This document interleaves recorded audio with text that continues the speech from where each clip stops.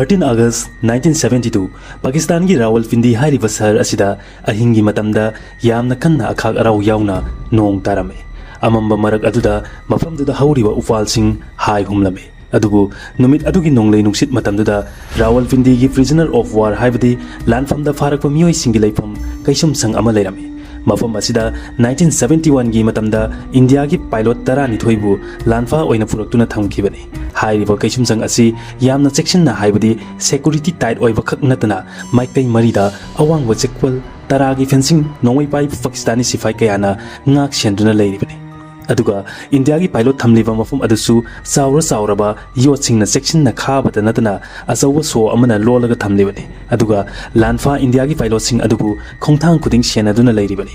yaknabagi lamda asuk yamna section na senaduna leiriba mafam asida kanana su mafam sidagi nanthok tuna satkani haina khalamoi adubu India ki pilot ahum maming oina pallabda flight lieutenant Dilip Parulkar flight lieutenant MS Gerewal amadi flying officer Haris Singh ji Pakistan ki jail adudagi nanthok nabagi thawai khuwak ta hafuna maramdam India da hangani haibagi achet pa wakhal leki adubu makhoi gi makutta nomai natragana jail adudagi nanthorak nabagi masada khulai amata yaujab natte amasung jail dugi mapandagi kanagum amatagi mateng yaubusu natte adubu makhoi ahumna thawai khuwak ta hafuna tha kharagi mamangdagi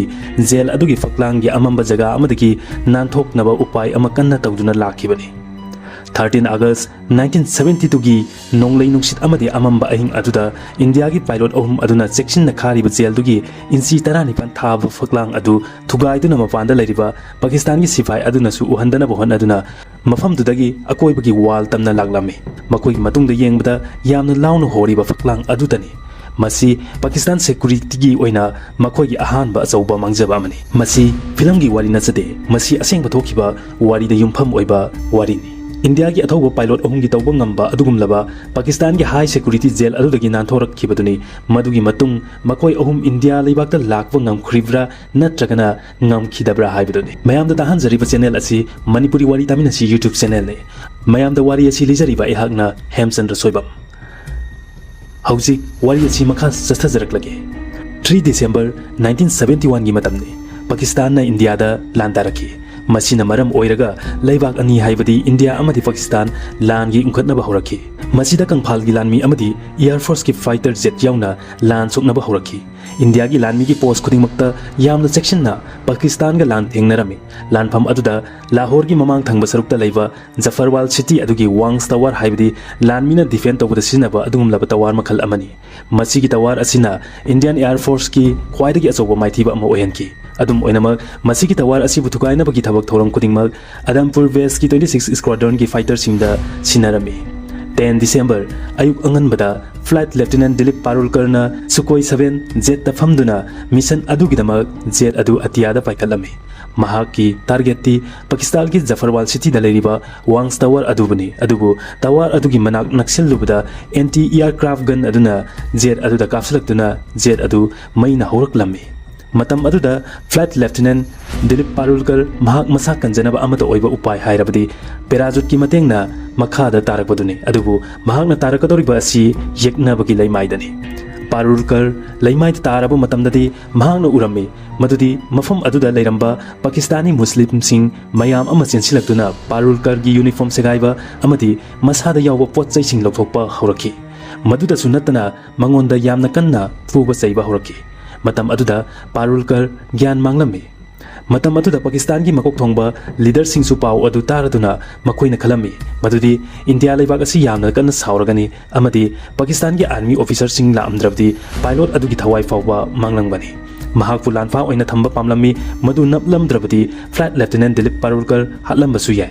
matam aduda Pakistani army singna tin liba miyam adu thugaiduna hairami mahak asi hingna thambana aikhoigi thabakta kanaba oigani maramdi mangonda gi yamna maru oiba wafam kaya amasu khangba ngangani masi haiduna Pakistani army na mahakpu puraklami flight lieutenant Dilip Parulkar na gyan tarakpa matamdadi Rawalpindi Pakistan Air Force base camp amadagi mamlap tawba ka amada phamduna lerami amadi mahaki mamangda Pakistani officer amadi nakalda guard rifle 5 amaga lerami mahaki mamangda leiribo officer aduna Parulkar da che ama piduna hairaklami Adampur Airfield gi map yeknaba hairaklami Adampur Airfield Indian Air Force ki oina यामना मरु ओइबा airfield अमनी Pakistani officer अदुना खलमी मदुदी Adampur airfield की चपचाब location खंगलब मतमदा airfield अदु उफुल ओइना तुगाइबा पामनमी अदुम ओइनमक पारुलकरना मागी येकनाबा अमकी लैबाकता लैरबसु अकीबा फावरमदे हंजिन हंजिन ऑफिसर अदुना आदमपुर एयरफील्ड की स्केच मैप येउ हाइबदु पारुलकरना यारमदे असुमना पाकिस्तानी ऑफिसर अदुना मंगोंदा यामना कनबा प्रेशर अमगा लोइनना आदमपुर एयरफील्ड अदुगी मिसाइल की अमदी नोंगमगी पोजीशन सिंग स्केच येकनाबा हाइरमे मतम अदुदा पारुलकरना आदमपुर एयरफील्ड की स्केच येकपगी महुत्ता मुंबई की सांता क्रूज एयरपोर्ट की स्केच येकलमी पाकिस्तान ऑफिसर अदुना खलमी मदुदी महागी अपाम फंगले अमदी माइथोंग द नोफेट तौजरमी अदुगा स्केच अदु पाइदुना मपानदा थोकिरमी अदुबु मिनट तरा मंगा मुक लैरगा मतुंगदा पाकिस्तानी ऑफिसर अदुका अदुदा अमुक चंगलक्लमी अदुगा पारुलकर यामना साउना येंगदुना नंगना अखोइबु अपंगदा सिरिब्रा हाइदुना यामना कन्ना ngang चैबा हौरक्लमी अदुगा अमुक हाइरक्लमी मसी आदमपुर एयरफील्ड की स्केच नते अखोइना पामलबदी नंगबु हौजिक मखा तोकपा ngami हाइखे चलो नंग मची काचिन असिदा अहिंग चुप लेपगा लेगदबनी अदुगा नंग ngasi की ओइना थकना साना करिसु फंगलोय अदुगा मनाक्ता लैरिबा गार्ड अदुदा हाइरमे मदुदी पारुलकर करिगुंबा लेंग खोटपा तौरबदी खुदक्ता नोंमैना कापु हाइदुना मतम खरदी पारुलकर तुमिना लेपतना लैरमे कुइना लेपकपा अदुना मरम ओइरगा पारुलकर वारदुना कुउ खजिक्तंग लेंगुबदा गार्ड अदुना नोंमै लोट तौरमे मतम अदुदा पारुलकर हानगी मतौगुम महाक अमुक चुमना लेपलम्मे मदुगी मतुंग मिनट खरगी मतुंगदा पारुलकर की अवाबदु उरदुना गार्ड अदुगी वाखल अदु होंगलम्मे अदुगा पारुलकर दा हाइरक्लम्मे सर नंग फंबियो करिगुंबा मी लाबदी ऐ खौगम लके नंग होगतपियो हाइना असुमना पारुलकर अहानबा अहिंग अदुमदी पाकिस्तान की जेल अदुदा अहिंग लेलम्मे अतोप नुमित खरनिसु अमबका अदुदा महाकु मतोमता थमलम्मे पाकिस्तानी ऑफिसर सिंगना महाकु मेंटली टॉर्चर तौरम्मे मंगोंदा करिगुंबा मतमदा चानबा नत्रगा थकनबा इसिंग फावो पिबिरमदे मतम अदुदा पाकिस्तानी ऑफिसर सिंग अदुना वहांग अमखक हंजिन हंजिन अदुमक हंगदुना लेरमे असुमना महाकु यामना लाकनरगा पाकिस्तान ऑफिसर अदुगी वहांगदुगी पाउकुम फंगनी खंजरमे अदुम ओइनमक दिलीप पारुलकरना करिगुंबा असेंगबा पाउकुम अमा फावो पिरमदे मदुगी मतुंग मतम खरगी मतुंगदा दिलीप पारुलकर महाकी मरुप लोइसिंगी मनाक्ता पुरक्लमे मसीगी prisoner of war POW camp असिदा इंडियन एयर फोर्स की पायलट तरानिथोय लानफा ओइन थमले महांगना महाकी मरुपलोय हाइबदी इंडियन एयर फोर्स की पायलट सिंग अदुदगी तारमे मदुदी मखोइना यामना साथीना मखोइदा ओटपा नैबगी वारिसिंग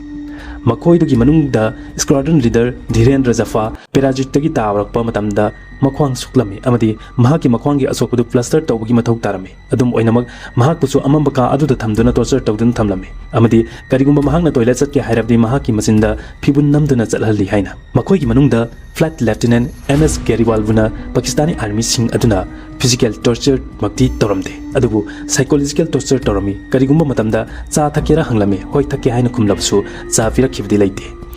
मफम अदुगी कैम्प इंचार्ज असी पाकिस्तान की स्क्वाड्रन लीडर उस्मान हमीद न ओइरमे उस्मान हमीद नदी इंडियन एयर फोर्स सिंगबु यामना रेस्पेक्ट तौना लोइनरमे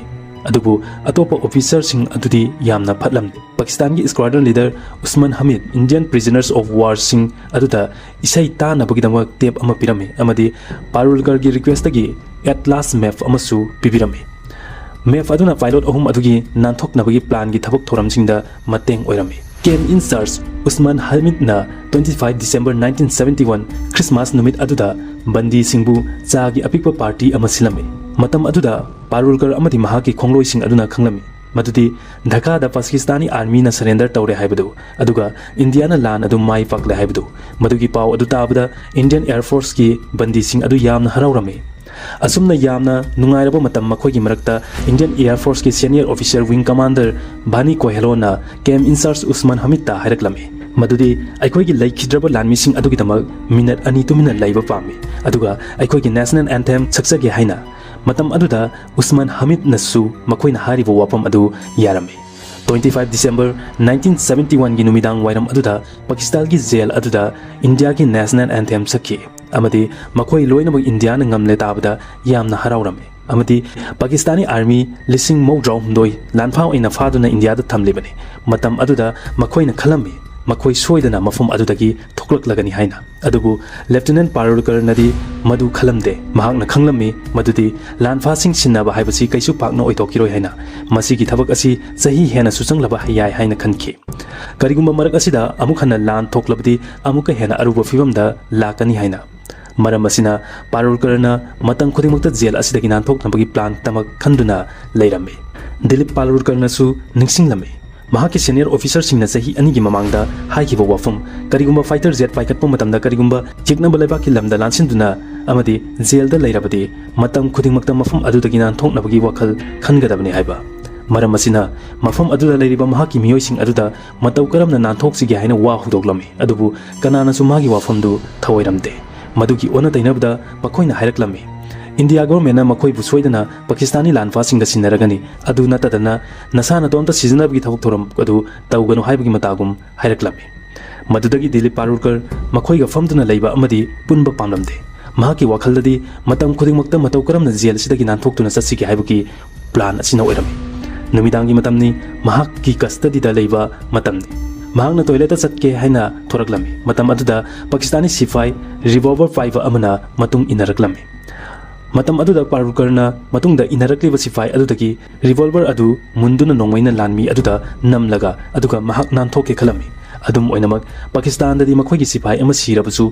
mahakbu nanthokuna satlaloi haiba wakhal asi khalaki asumna hapta dagi tha numit masing kaya haujin kirame adubu Indian Air Force ki lanfasing aduna khanjaramba makoibu Pakistani lanfasing dugu sinaba haibasi thajabagi wangda laklame makoina khalami madudi Indiana lan ngamnabsu makoigi karimata khandre haina matam aduda Dilip Palurkarna amuk hanna mayamda hanglami nanthoknabagi plan tawnagi matam aduda mahaki wa adu makhoi anina yarame makhoi ani adudi Flight Lieutenant MS Gerawal amasung Flying Officer Hari Singhjini makhoi ahuma naha ngaktani amasung makhoi ahuma kana su longdri maram asina makhoina risk adu lawbada yajarame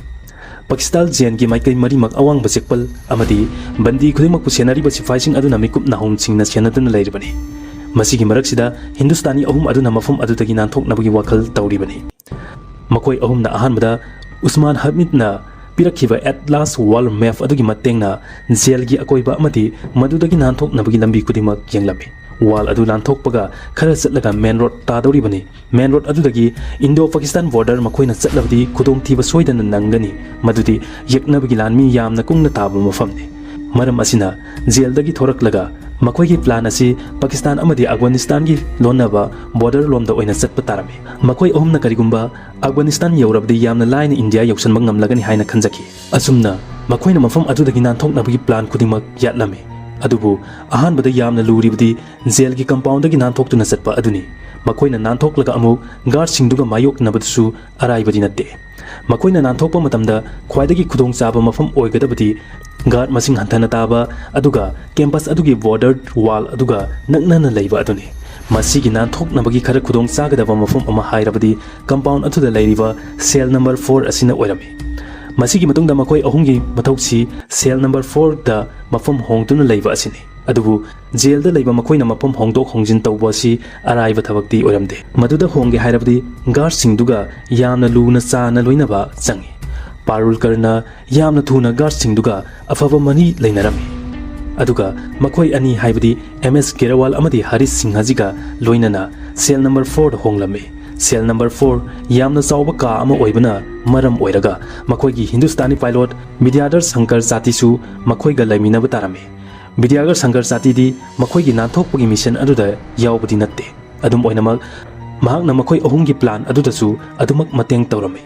makoigi matung tarakpa step hairabadi cell number 4 gi inchi 19 thaba faklang adu hogaibani amadi makoi mafamdudagi thokadawribani adubu makoigi makutta madubu hogainabagi karigumba posak ama fawa yawbadi natte aduga mapandagi kanagi mateng su phangba natte asumna matam kharadi Palurkar amasung mahaki loinariba miyoi singna makoigi makoi kaklamde amadi makoi yamna sangna horami madudagi came in charge ta makoigi makoi kaknabagi kati pibiu haina nirame asumna kati amadi screwdriver gi matengna ka adugi faklang gi kachen oirap toba saruk amada faklang du hogai bagi thabak torame Palurkar amasung Gerewal anina amuk sinaduna kati amadi screwdriver ani gi matengna numidangi pung baro ama taraba phawba faklang adu hogai bagi thabak sing torame madugi matamda Haris amadi Sati makhoi anina mi lakra haina yengbagi thawak sing torame ꯃꯈꯣꯏꯅ ꯐꯛꯂꯥꯡ ꯑꯗꯨ ꯍꯣꯒꯥꯏꯕ ꯃꯇꯝꯗ ꯃꯈꯣꯜ ꯊꯣꯛꯄꯗꯨ ꯇꯥꯗꯅꯕ ꯃꯈꯣꯏꯒꯤ ꯃꯅꯥꯛꯇ ꯂꯩꯔꯤꯕ ꯔꯦꯗꯤꯑꯣꯒꯤ volume ꯑꯗꯨ ꯂꯩꯈꯠꯂꯝꯃꯤ ꯐꯛꯂꯥꯡ ꯊꯨꯒꯥꯏꯕ ꯍꯣꯠꯇꯣꯛꯄꯗꯨ ꯎꯗꯅꯕ ꯍꯥꯏꯗꯨꯅ ꯃꯈꯣꯏꯒꯤ ꯐꯃꯨꯡ ꯑꯗꯨ ꯃꯐꯝ ꯑꯗꯨꯗ ꯊꯥꯖꯤꯜꯂꯝꯃꯤ ꯑꯃꯗꯤ ꯍꯣꯠꯇꯣꯛꯄꯒꯤ ꯊꯕꯛ ꯑꯗꯨ ꯐꯃꯨꯡ ꯃꯈꯥꯗ ꯆꯪꯂꯒ ꯇꯧꯔꯝꯃꯤ ꯐꯛꯂꯥꯡꯗꯨꯗꯒꯤ ꯍꯣꯠꯇꯣꯔꯛꯄ ꯄ꯭ꯂꯁꯇꯔ ꯃꯆꯥꯛꯁꯤꯡꯗꯨ ꯔꯦꯗ ꯀ꯭ꯔꯣꯁ ꯕꯣꯛꯁ ꯑꯗꯨꯗ ꯍꯥꯞꯆꯤꯟꯗꯨꯅ ꯂꯣꯠꯁꯤꯜꯂꯝꯃꯤ ꯐꯛꯂꯥꯡ ꯍꯣꯒꯥꯏꯅ ꯃꯈꯣꯏꯅ ꯃꯐꯝ ꯑꯗꯨꯗꯒꯤ ꯅꯥꯟꯊꯣꯔꯛꯄꯗ ꯁꯦꯠꯅ ꯆꯥꯅꯕ ꯍꯤꯡꯕꯗ ꯆꯪꯕ ꯆꯥꯅꯅꯕ ꯗ꯭ꯔꯥꯏ ꯐ꯭ꯔꯨꯏꯠꯁꯤꯡ ꯂꯩꯁꯤꯟꯕ ꯍꯧꯔꯝꯃꯤ ꯖꯦꯅꯦꯚꯥ ꯀꯟꯚꯦꯟꯁꯟꯒꯤ ꯃꯇꯨꯡ ꯏꯟꯅ ꯂꯥꯟꯐꯥ ꯑꯣꯏꯅ ꯄꯨꯔꯛꯄ ꯕꯟꯗꯤꯁꯤꯡꯕꯨ ꯊꯥ ꯈꯨꯗꯤꯡꯒꯤ ꯂꯨꯄꯥ 58 ꯐꯪꯍꯜꯂꯝꯃꯤ ꯃꯈꯣꯏꯅ ꯁꯦꯒꯥꯏꯕ ꯄꯦꯔꯥꯆꯨꯠꯀꯤ ꯐꯤꯁꯤꯡꯅ ꯈꯥꯎꯁꯨ ꯁꯦꯝꯂꯝꯃꯤ ꯃꯐꯝ ꯑꯗꯨꯗꯒꯤ ꯅꯥꯟꯊꯣꯔꯛꯂꯒ ꯃꯈꯣꯏꯅ ꯀꯝꯄꯥꯁ ꯃꯥꯏꯀꯩ ꯈꯪꯅꯕꯁꯨ ꯁꯤꯖꯤꯟꯅꯕ ꯗꯔꯀꯥꯔ ꯑꯣꯏꯔꯝꯃꯤ ꯃꯔꯝ ꯑꯗꯨꯅ ꯃꯈꯣꯏꯅ ꯎꯄꯥꯏ ꯑꯃ ꯇꯧꯗꯨꯅ ꯇ꯭ꯔꯥꯟꯁꯤꯁꯇꯔꯗ ꯌꯥꯎꯕ ꯕꯦꯇ꯭ꯔꯤꯗꯨ ꯂꯧꯊꯣꯛꯂꯒ ꯐꯤ ꯐꯣꯠꯅꯕ ꯌꯦꯇꯨꯝꯗꯨ ꯕꯦꯇ꯭ꯔꯤꯗꯨꯒꯤ ꯃꯇꯦꯡꯅ ꯃꯦꯒꯅꯦꯇꯥꯏꯖ ꯇꯧꯔꯝꯃꯤ ꯑꯗꯨꯒꯨꯝꯂꯕ ꯃꯦꯒꯅꯦꯇꯥꯏꯖ ꯇꯧꯔꯕ ꯌꯦꯇꯨꯝ ꯑꯗꯨ ꯀꯣꯂꯣꯝ ꯑꯃꯒꯤ ꯃꯅꯨꯡꯗ ꯂꯣꯠꯁꯤꯟꯗꯨꯅ ꯊꯝꯂꯝꯃꯤ ꯄꯥꯏꯂꯣꯠꯁꯤꯡ ꯑꯗꯨꯅ ꯌꯥꯝꯅ ꯍꯩꯅ ꯁꯤꯡꯅ ꯀꯝꯄꯥꯁ ꯁꯦꯝꯗꯨꯅ ꯌꯥꯝꯅ ꯂꯥꯏꯅ ꯀꯣꯂꯣꯝ ꯑꯃꯒꯨꯝ ꯐꯨꯔꯤꯠꯈꯥꯎꯗ ꯍꯥꯞꯄꯒ ꯆꯠꯄ ꯌꯥꯕꯒꯤ ꯃꯑꯣꯡꯗ ꯁꯦꯝꯂꯝꯃꯤ ꯃꯗꯨꯒꯤ ꯃꯇꯨꯡ ꯃꯈꯣꯏ ꯑꯍꯨꯝꯅ ꯐꯤꯔꯣꯜꯁꯤꯡ ꯇꯨꯅꯕ ꯃꯄꯥꯟꯗꯒꯤ ꯃꯤꯑꯣꯏ ꯀꯧꯗꯨꯅ ꯄꯊꯥꯅꯤ ꯁ꯭ꯋꯤꯠ ꯇꯨꯍꯜꯂꯝꯃꯤ ꯃꯇꯝꯗꯨꯗ ꯄꯥꯔꯨꯜꯀꯔꯒꯤ ꯌꯨꯝꯗꯒꯤ ꯃꯥꯒꯤ ꯐꯤꯔꯣꯜꯁꯤꯡꯁꯨ ꯊꯥꯔꯛꯂꯝꯃꯤ ꯃꯈꯣꯏꯒꯤ ꯐꯛꯂꯥꯡ ꯍꯣꯒꯥꯏꯕꯒꯤ ꯊꯕꯛꯇꯨꯁꯨ ꯂꯦꯞꯇꯅ ꯆꯠꯊꯔꯝꯃꯤ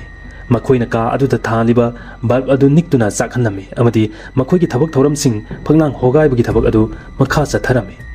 ꯅꯣꯡꯃꯒꯤ ꯅꯨꯃꯤꯗꯥꯡ ꯑꯃꯗꯤ ꯒꯦꯔꯋꯥꯜꯅ ꯀꯥꯡꯈꯗ ꯐꯛꯂꯥꯡ ꯍꯣꯒꯥꯏꯕꯒꯤ ꯊꯕꯛ ꯑꯗꯨ ꯇꯧꯔꯤꯉꯩꯗ ꯖꯦꯜꯗꯨꯒꯤ ꯒꯥꯔꯗ ꯑꯗꯨꯅ ꯈꯥꯔꯤꯕ ꯌꯣꯠ ꯑꯗꯨ ꯇꯝꯅ ꯆꯪꯂꯛꯂꯝꯃꯤ ꯃꯩꯉꯥꯜ ꯌꯥꯎꯗ꯭ꯔꯕ ꯕꯜꯕꯀꯤ ꯑꯃꯝꯕꯗꯨꯗ ꯒꯥꯔꯗ ꯑꯗꯨꯅ ꯃꯨꯟꯅ ꯌꯦꯡꯂꯝꯃꯤ ꯑꯃꯁꯨꯡ ꯃꯍꯥꯛꯅ ꯎꯔꯝꯃꯤ ꯃꯗꯨꯗꯤ ꯃꯤ 4 ꯂꯩꯕ ꯀꯥ ꯑꯁꯤꯗ 3 ꯈꯛꯇ ꯂꯩꯕꯗꯨ ꯄꯥꯏꯂꯣꯠ ꯑꯗꯨꯗꯤ ꯐꯃꯨꯡꯗꯨꯗ ꯇꯨꯝꯁꯤꯟꯅꯔꯝꯃꯤ ꯒꯥꯔꯗ ꯑꯗꯨ ꯃꯁꯥꯗ ꯆꯤꯡꯅꯕ ꯑꯃꯒ ꯂꯣꯏꯅꯅ ꯒꯥꯔꯗ ꯔꯨꯝ ꯑꯗꯨꯗ ꯆꯦꯟꯈꯤꯔꯝꯃꯤ ꯑꯃꯗꯤ ꯒꯥꯔꯗ ꯑꯗꯨ ꯌꯥꯝꯅ ꯊꯨꯕ ꯃꯤꯀꯨꯞꯇ ꯁꯣꯖꯩ ꯑꯃꯗꯤ ꯃꯍꯥꯛꯀ ꯂꯣꯏꯅꯅ ꯏꯟꯆꯥꯔꯖꯁꯨ ꯂꯥꯛꯂꯝꯃꯤ ꯒꯥꯔꯗ ꯑꯗꯨꯅ ꯌꯥꯝꯅ ꯊꯨꯅ ꯁꯣ ꯑꯗꯨ ꯍꯥꯡꯂꯝꯃꯤ ꯑꯗꯨꯒ ꯏꯟꯆꯥꯔꯖ ꯑꯗꯨꯅ ꯇꯣꯔꯆ ꯂꯥꯏꯠ ꯀꯥꯞꯄ ꯃꯇꯝꯗꯗꯤ ꯐꯃꯨꯡꯗ ꯄꯥꯏꯂꯣꯠ 4ꯃꯛ ꯇꯨꯝꯗꯨꯅ ꯂꯩꯔꯤꯕꯗꯨ ꯎꯔꯝꯃꯤ ꯒꯦꯔꯋꯥꯜ ꯌꯥꯝ ꯊꯨꯕ ꯃꯇꯝꯗ ꯀꯥꯡꯈ ꯃꯈꯥꯗꯒꯤ ꯊꯣꯛꯂꯛꯇꯨꯅ ꯐꯃꯨꯡꯗ ꯂꯩꯈꯤꯕꯅꯤ ꯒꯥꯔꯗ ꯑꯗꯨꯅ ꯁꯣꯖꯩ ꯑꯃꯁꯨꯡ ꯏꯟꯆꯥꯔꯖ ꯀꯧꯕ ꯆꯠꯂꯤꯉꯩꯗ ꯑꯃꯗꯤ ꯃꯍꯥꯛꯁꯨ ꯇꯨꯝꯁꯤꯟꯅꯔꯤꯕꯅꯤ ꯃꯈꯣꯏ ꯑꯍꯨꯝꯒꯤ ꯃꯇꯧ ꯃꯈꯣꯏ 4 ꯇꯨꯝꯃꯒ ꯂꯩꯕꯗꯨ ꯎꯔꯗꯨꯅ ꯏꯟꯆꯥꯔꯖ ꯑꯗꯨꯅ ꯒꯥꯔꯗ ꯑꯗꯨꯕꯨ ꯉꯥꯡꯂꯝꯃꯤ ꯍꯞꯇꯥ19 ꯃꯈꯣꯏꯅ ꯏꯟꯆꯤ 19 ꯊꯥꯕ ꯐꯛꯂꯥꯡ ꯑꯗꯨ ꯊꯨꯒꯥꯏꯕꯗ ꯆꯪꯈ꯭ꯔꯦ ꯍꯧꯖꯤꯛꯇꯤ ꯐꯛꯂꯥꯡ ꯑꯗꯨꯗꯒꯤ ꯆꯦꯛꯁꯤꯡꯗꯨꯁꯨ ꯂꯧꯊꯣꯛꯂꯦ ꯂꯦꯝꯍꯧꯔꯤꯕ ꯍꯥꯏꯕꯕꯨ ꯃꯄꯥꯟꯒꯤ ꯄ꯭ꯂꯁꯇꯔ ꯁꯔꯨꯛ ꯑꯗꯨꯈꯛꯇꯃꯛ ꯉꯥꯏꯍꯧꯔꯦ ꯃꯇꯝ ꯑꯗꯨꯗ ꯍꯣꯒꯥꯏꯔꯤꯕ ꯖꯒꯥ ꯑꯗꯨꯗ ꯑꯍꯣꯕ ꯃꯆꯥ ꯑꯃ ꯂꯩꯔꯝꯃꯤ ꯑꯗꯨꯕꯨ ꯂꯨꯔꯤꯕꯗꯤ ꯃꯈꯣꯏ ꯃꯄꯥꯟꯗ ꯊꯣꯛꯄꯒꯤ ꯈꯨꯗꯣꯡꯆꯥꯒꯗꯕ ꯃꯇꯝꯗꯤ ꯑꯣꯏꯗ꯭ꯔꯤ ꯃꯁꯤꯅ ꯃꯔꯝ ꯑꯣꯏꯔꯒ ꯗꯤꯂꯤꯞ ꯄꯥꯂꯨꯔꯀꯔꯅ ꯑꯍꯣꯕ ꯃꯈꯨꯟ ꯑꯗꯨꯗ ꯐꯤ ꯅꯝꯁꯤꯜꯂꯝꯃꯤ ꯃꯄꯥꯟꯗꯒꯤ ꯑꯍꯣꯕꯗꯨꯒꯤ ꯃꯈꯨꯟꯗꯨꯗꯒꯤ ꯃꯅꯨꯡꯗꯨ ꯎꯗꯅꯕ ꯑꯃꯗꯤ ꯃꯈꯣꯏꯅ ꯃꯈꯥ ताना जगादु होगाइबा हौरम्मे इखंग खंगहौदना नमसिल्लिबा फी अदु मपानदगी कनागुंबा अमना चिंगथोकिरम्मे